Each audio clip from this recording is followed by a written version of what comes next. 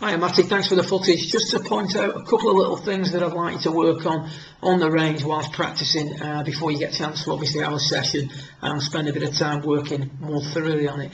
If we look at the big differences between you and Grant Waite at setup, I mean the first thing we see here is that there's a lot of angle between the left arm and the shaft of the club. You can see the shaft of your club leans back quite substantially.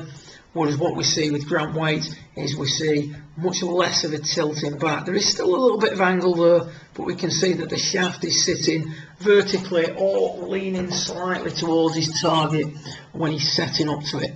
Part of that is because his ball is further back in his stance. So a key thought for you would be to move the ball back and the handle forward, but particularly the handle forward.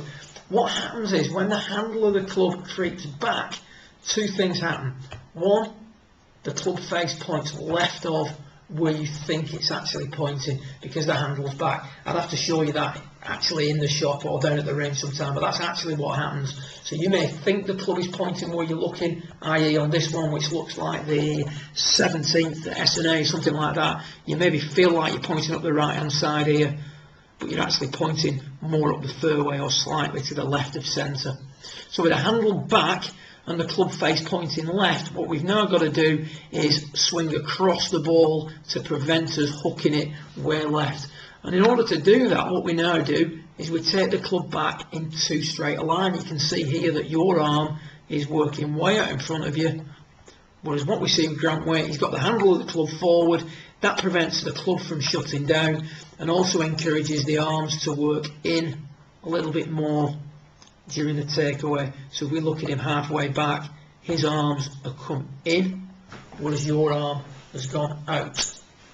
So a couple of key things to work on, Matty. Like I say, if I see you down the range, I'll spend a bit of time with you on it.